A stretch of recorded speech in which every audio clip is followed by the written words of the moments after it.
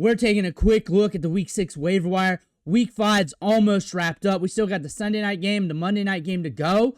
But soon we're going to be looking at these waiver wire players. Before we dig in, though, you need to click that subscribe button right now. We go deeper than any other channel out there looking at the waiver wire. You'll get a video every day throughout the week, going deeper by the day, looking at the waiver wire. On top of that, we do player rankings, and we look at every single matchup to help you set your lineup while doing deep dives on all the trending players. So if there's news or a trade, we'll deep dive all the players involved.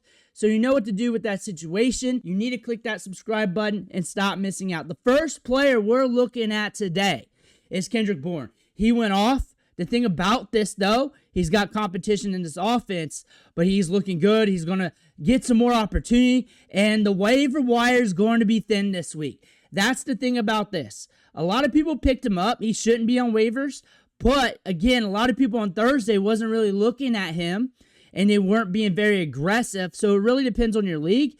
But the waiver wire is going to be thin this week. We don't have any major injuries yet, but Kendrick Bourne, right now, if he's sitting there, he's more than likely the top new player out there. Evan Engram, he's back.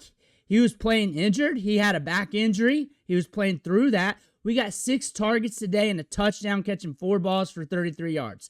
We're getting volume. 7 targets in week 4, 6 targets in week 5. A lot of people send him back to the waiver wire because we haven't been hitting, but we're starting to get volume here. We're starting to get used a little bit more in the offense, especially the last 2 weeks.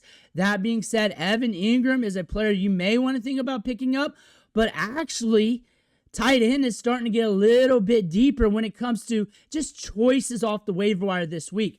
Ryan Flournoy went off today for the Dallas Cowboys. 8 targets, catching 5 balls, and getting 104 yards. The thing about him, he has a decent profile. Come from Southeast Missouri State. Okay draft capital, not the greatest. We've been watching him from afar, but he finally got his opportunity today, and looks like he's going to earn more. You got Carolina on the road, and if you want to stash him to see what he does on your bench or just use him randomly, you may want to look at Ryan Flournoy here. You got some good matchups coming up, and the Dallas Cowboys are pushing game scripts. So you can use him as a lineup gamble if you have to use him, especially when bye weeks are starting to hit pretty hard. Mason Taylor. A lot of people have him rostered. I had a lot of start-sit decisions with them today that I had to answer, but 9 targets today, 7 the week prior, 6 the week before that. So the workload is mounting up. Back-to-back weeks with double-digit PPR fantasy production. The tight end spot off the waiver wire, you're getting some decent guys to look at here. And you're looking at him, sure, 45 yards and not 6 catches, but still he's getting work, he's getting targets, he's getting opportunities. It's ramping up. We liked his profile coming out of college. We've been watching him since week 1, prior to that even, and now we're starting to get anointed in this offense. This offense gets in weird game scripts, but he's starting to get targets and starting to get opportunity. Theo Johnson scored 2 touchdowns today, a touchdown last week. Jackson Dart gravitates to him. Looks like he's going to keep gravitating to him, especially around the red zone.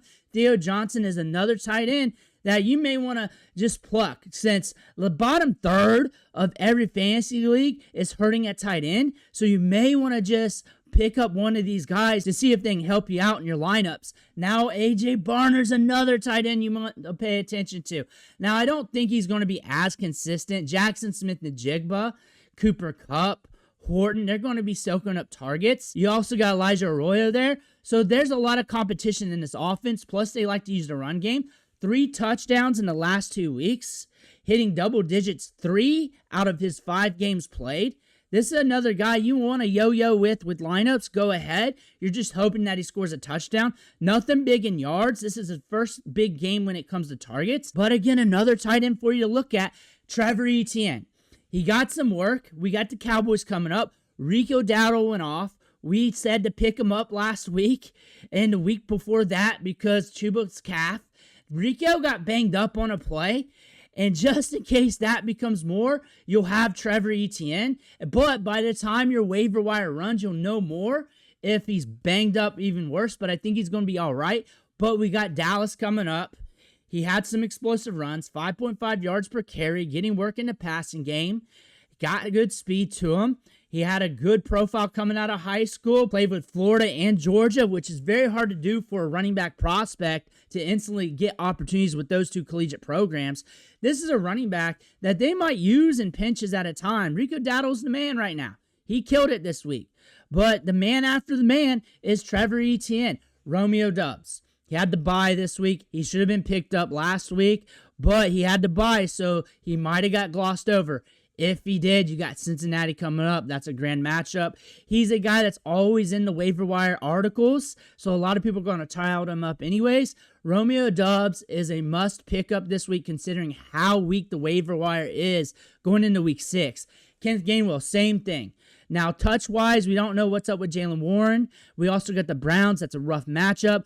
After that, you got the Bengals. He's getting a good opportunity share every game, whether it's through targets or through rushing attempts. Even when Warren's on the field, he could be a guy to have on your bench just in case Warren goes down again, or if you want to use him as a spot start just in case he crosses the goal line or gets the workload. But this is another running back to pay attention to just in case, and we'll get more information before the waiver wire runs. Tyler Allgeier. He had another big game in week 4, getting a lot of opportunities. 3 out of his 4 games, he got double-digit carries, and he's also the handcuff behind Bijan Robinson. If Bijan Robinson goes down, people will drop fab on him like crazy like they did for Trey Benson because we know he will get the work. He's a former 1,000-yard rusher, good around the red zone. He's already getting work alongside Bijan Robinson. He would just get more of it. He'd be a very safe handcuff for your bench. Brashard Smith. He hasn't even played yet this week, but the workload's coming. They keep talking about it in the media. Eventually, he's going to start getting more opportunity, and on top of that, he's getting a lot of buzz. He's got a lot of name cachet. He'll hold a lot of weight on the trade market if he starts to hit. Ollie Gordon, another lottery ticket running back. We got to start shuffling our lottery tickets right now or looking at them to see whether we like them or not. But if Etienne goes down, they're going to use Ollie Gordon. He's getting opportunity. He's getting work. Not a lot because they got Etienne. They're also in weird game scripts. They're in game scripts where they push the pace. But if Etienne goes down, Gordon's the next man up. Blake Corum fumbled. A lot of people down on that, but Kyron did too. Corum's getting the touches. If Kyron goes down, Corum's coming up, and that's something to pay attention to because this team likes to use one running back and give them a lot of touches. Blake Corum, one of the top stashes right now in football.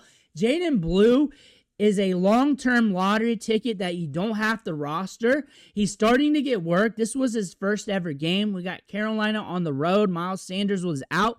We're monitoring Miles Sanders.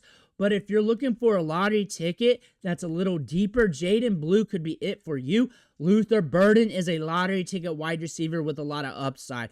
There are not many wide receivers sitting there on the waiver wire that could go nuclear for the rest of the season and on forward for their careers. Luther Burden is one of those wide receivers. He's kind of raw right now because he missed a lot of training camp and mini camp, so he's trying to get ramped up. The workload's starting to maintain a bit, starting to ramp up a little bit, but not enough to make us happy for fantasy football. We did have a good game against the Cowboys on that big play, but still, Luther Burden's got a lot of talent. If you're looking for a lottery ticket, long-term stash for your bench, but that's the waiver wire going into week 6. It's a weaker waiver wire. So one thing you can do, if you don't have anybody you don't need to immediately pick up for your lineups, is to look at your stashes. Make sure you like them. Make sure there's no other stashes on the waiver wire that you like better. Or maybe you just want to switch them out just in case. Or maybe you want to have a wide receiver stash over that running back stash. Look at those stashes when the waiver wire is weak. You can also look at those stashes after the waiver wire runs, and maybe you can get a quick flip. Watch who gets dropped this week, because you're going to see some players not hit this week that get dropped because we're in the middle of the season, and you may want to speculate on those too. So make sure to be active. Week 6 is a pivotal week right now for fantasy football as we're getting a lot of changes here, considering injuries, bye weeks, guys not hitting, guys overperforming. You can really take advantage of all that if you're active. Let me know what you think in the comments below. I want to hear about that. Make sure to hit that subscribe button on the way out. One thing for watching. Catch you on the next video.